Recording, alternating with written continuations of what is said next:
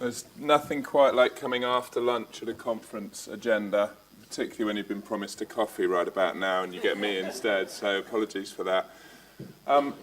Where's the clicker? There we go. So my name's David and I'm Head of Marketing at Hailo, and I'm here to talk a little bit about out-of-app marketing. So when I've kind of interpreted what I mean by that, and that particular title, I'm not going to give you a huge spiel about how you attribute brand marketing or TV advertising or anything like that, because as we've already seen this morning, that's extremely complicated. But I am going to steer clear of, push notifications, in-app messages, that kind of stuff. And really just talk to you a little bit about how we approach our marketing at Hailo, and this is the framework that we use to keep things simple. So to give you a sort of bit of context, we have an extremely complex and broad marketing mix at Hailo. I'm not bigging ourselves up or trying to say we've got the hardest job in the world. We all have tough products to market, but we're marketing across probably 15 or 20 different channels, some completely unattributable and you'd never bother, some highly performance oriented, and that's obviously a nice place to be. We're marketing to drivers, to passengers and to businesses across most of those markets as well. So we've got sort of 3 different segments with 15 or 20 different channels for each one. So not only do we have a very complex marketing mix, but we've also got a number of different markets that are all at our brand and our product are very much at different stages of maturity. In Spain, we're very much a sort of up-and-coming app. We believe we're starting to challenge for the #1 spot with My Taxi, but certainly coming from a much lower base than where our brand is here in London. And in Ireland, we're undoubtedly the incumbent there. So very, very different levels of maturity in all of the different markets. And of course, the product also differs. So for those of you who know our product, we're a black cab app here in London. In Ireland, you can access any form of taxi that you want, including an exec limousine, as well as just a minicab. So our challenge really, when it comes to our marketing mix, is to keep things simple. We've got quite a complex task at hand as it is. So really the challenge is to keep things as simple as possible. And slightly, you'll think that I made this up, but the reality is this is the framework that we use, and of course that has quite a lot of parallels with what we're doing here today, acquire, retain, engage. We actually just call it get, keep, grow, but we needn't split hairs. So I'm going to talk to you a little bit about what we mean by get, keep, grow, what that means for our marketing mix, what that means for the different stages, and when we're speaking to users, how we use this framework just to kind of keep our feet on the ground and stop us getting too tied up in the complexities. Obviously, the model in its purest form is kind of relating to how you grow user value over the life cycle. We've never made much money off any brand new users that we've just acquired. If you have, congratulations, but broadly I'm going to guess that's not the case. As we start to retain that user and keep them and get them using it 2 or 3 times, okay, we might start to pay for an install if we're lucky, but more often than not, your real revenue and your value growth comes in the later stages. So getting a user through to that stage is obviously very, very important.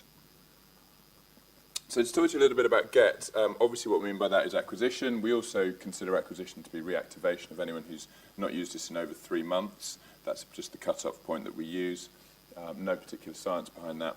What I'd say about the acquisition, I'm going to spend most of my time talking about the first 2 stages really. The acquisition phase for me, all of the experience, all of the customer perception of your brand, the likelihood for them to go on and be loyal users, that for me all starts at discovery. The very first interaction your brand has and your product has with the user, that for me is going to be a very, very big guide as to how loyal that user is going to become. If we missell or oversell or under-deliver on what we're promising the user from the first stage, then obviously the implications of them being loyal from then on are pretty minimal. So think about where the kind of customer might first interact with your brand. It could be through search, could be through a piece of brand work. These are liveries that we have in London, so adverts on taxis. It could be through any one of many parts of your no doubt multi-channel mix. But it's also, for all of us in here, I'm going to guess quite likely to be focused on the App Store. So obviously one of the things that we should all be getting right, and I'm not going to spend a huge amount of time on this, but give you a kind of bit of a 101 on how we view App Store optimization. I know Rory's going to give you a much more detailed one later. But I think this might just help serve as a bit of, like I say, a 101 to a bit of a checklist on how we look at App Store optimization.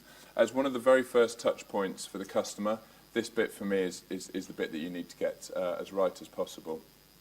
As you can see, we're still arguing with Apple over our app title. So we haven't actually quite got to one of the very first hurdles, but we'll get there very soon.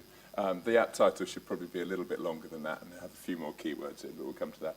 So we break down App Store optimization into 3 key categories: discovery, look and feel, and of course reviews as well. From a discovery perspective, you can see on Google here we have changed our app title. Clear, concise. There isn't much flexibility on Google due to character limits rather. But even then, when you're going down into the copy of your app, let's not oversell this as being the sort of app that's going to change your life. Whilst we all think that our apps are the greatest thing in the world, I love apps like Bisbee, for example, and stuff where you can find your next DIY person to help you with your project.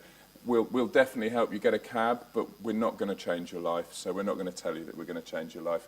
What we are going to do is give you some really simple facts about how our service works that don't oversell it and just keep it nice and simple for you, and let you make the decision as a mature adult as to whether you want to download us.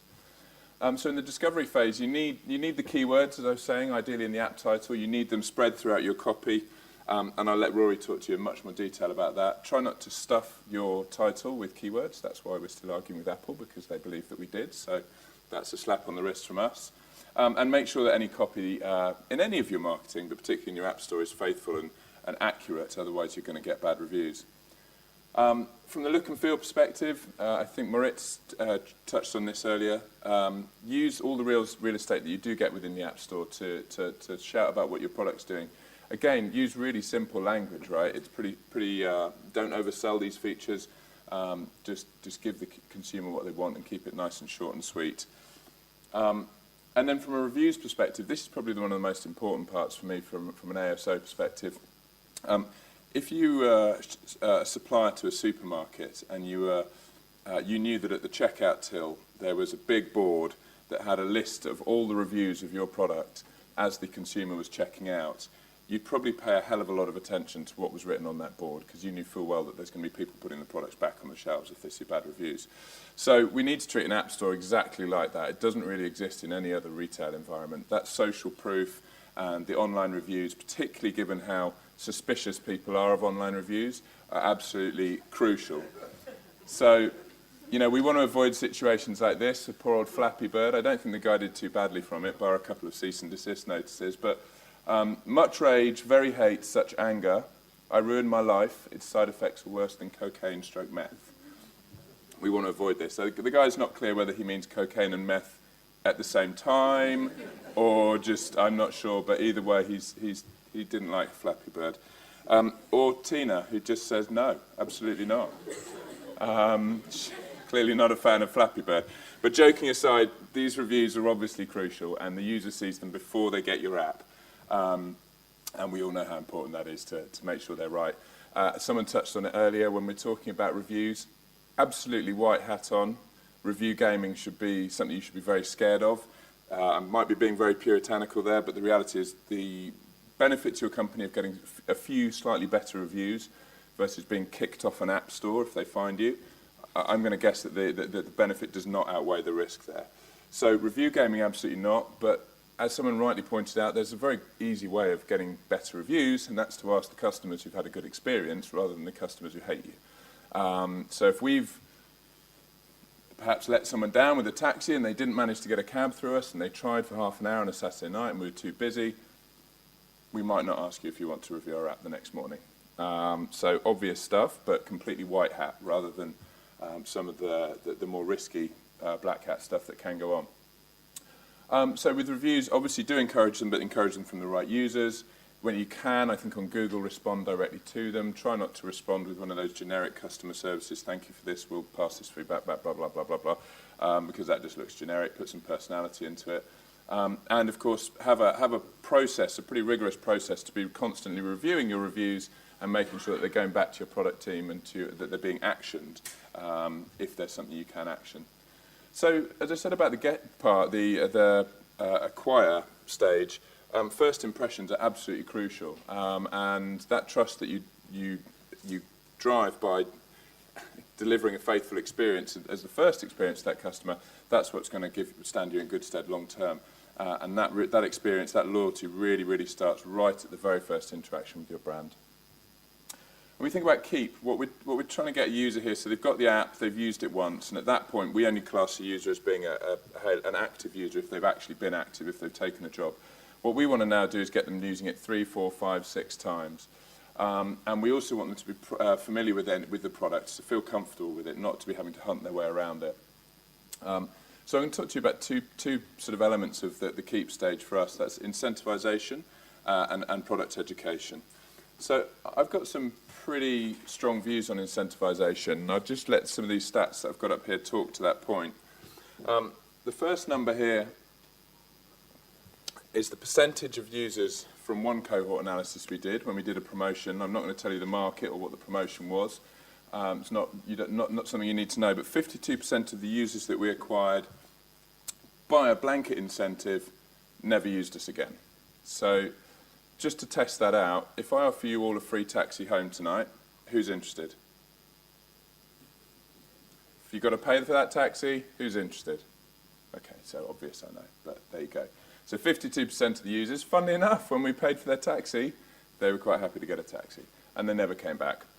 That leaves 48%. Of that 48%, only 42% ever actually used us 2 or 3 times.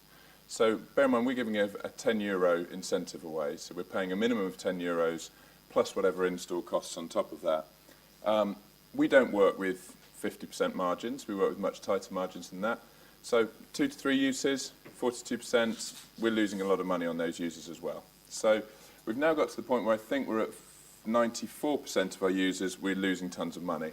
And that leads us to this. 6% of those users actually went on to use us more than 4 or 5 times. And even then, you're not making huge revenue off these guys. You need a lot more. A lot of this 6% need to become whales for you to actually make this a profitable scenario. So I guess what I'm trying to say with incentivization is pretty obvious. It's only going to work for you as a strategy if you have the biggest checkbook in your industry.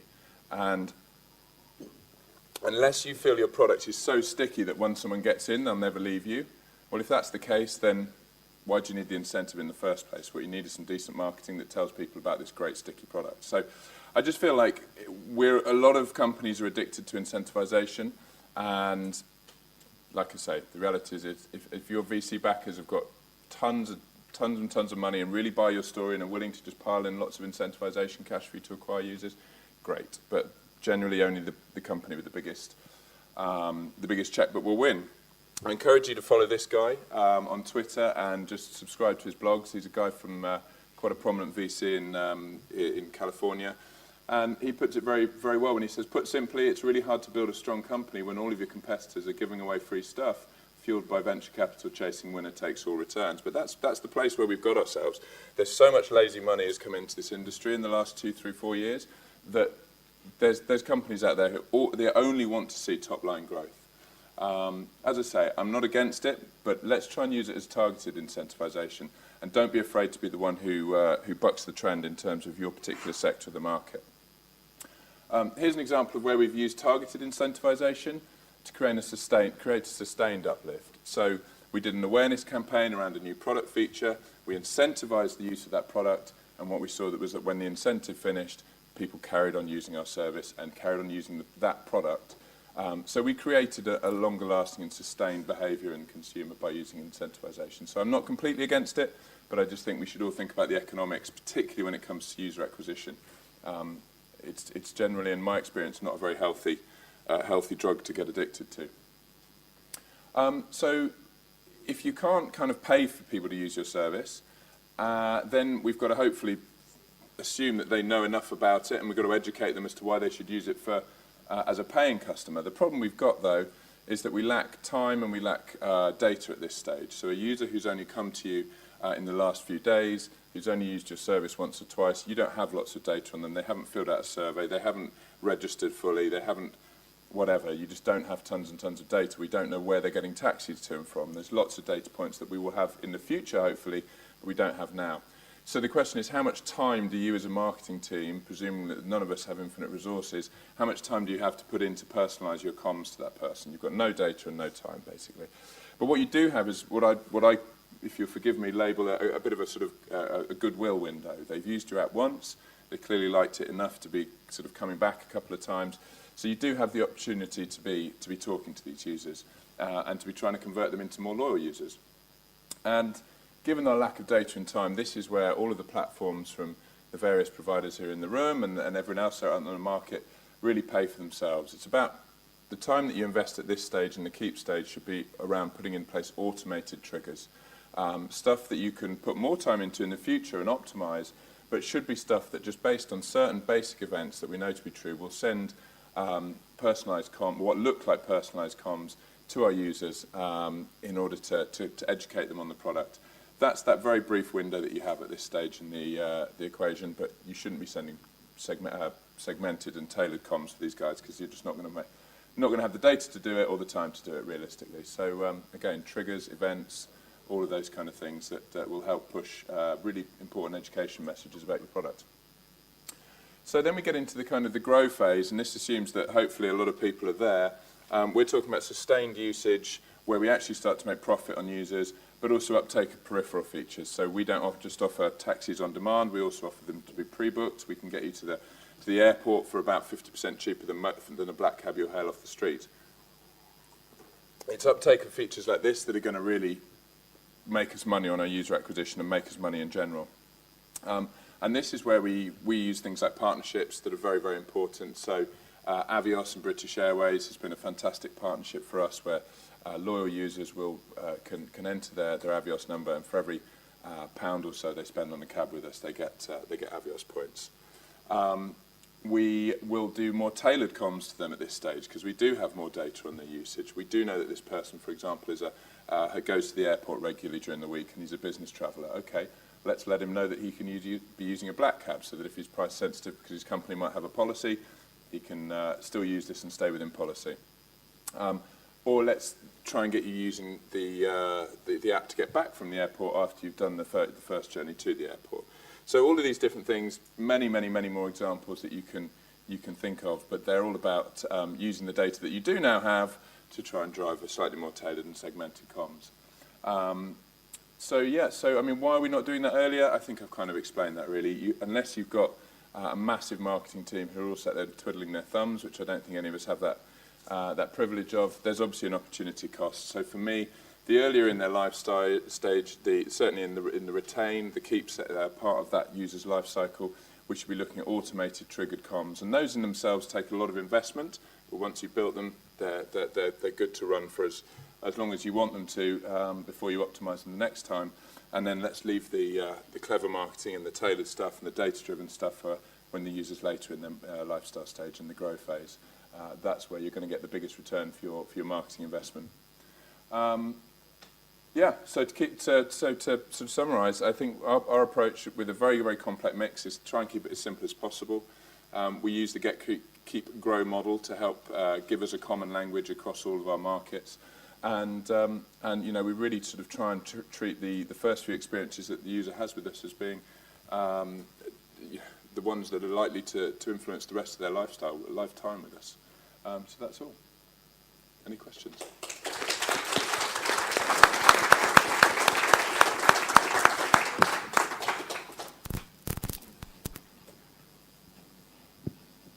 Hi, I'm Marie from Wise Mobile. So you said that Apple mentioned that you were doing keyword stuffing.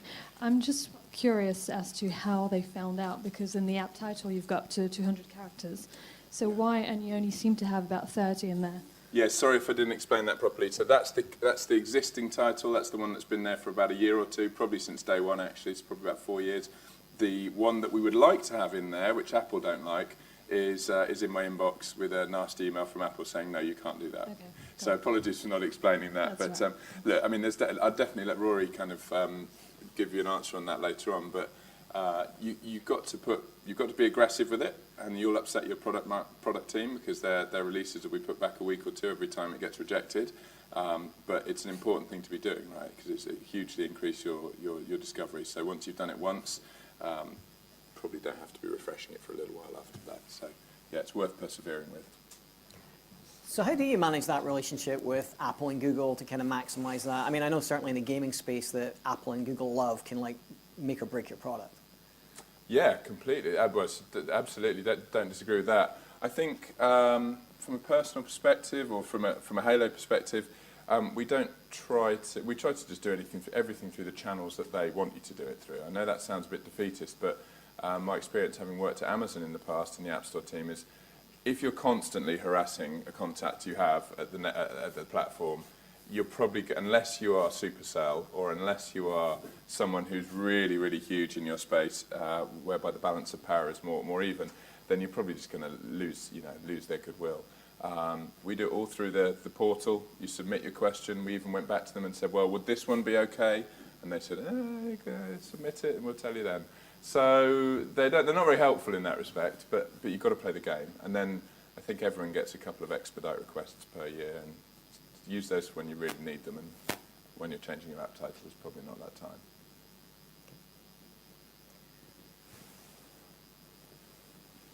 Any more questions, anyone? All right. Well, thank you very much, David. Thanks very much.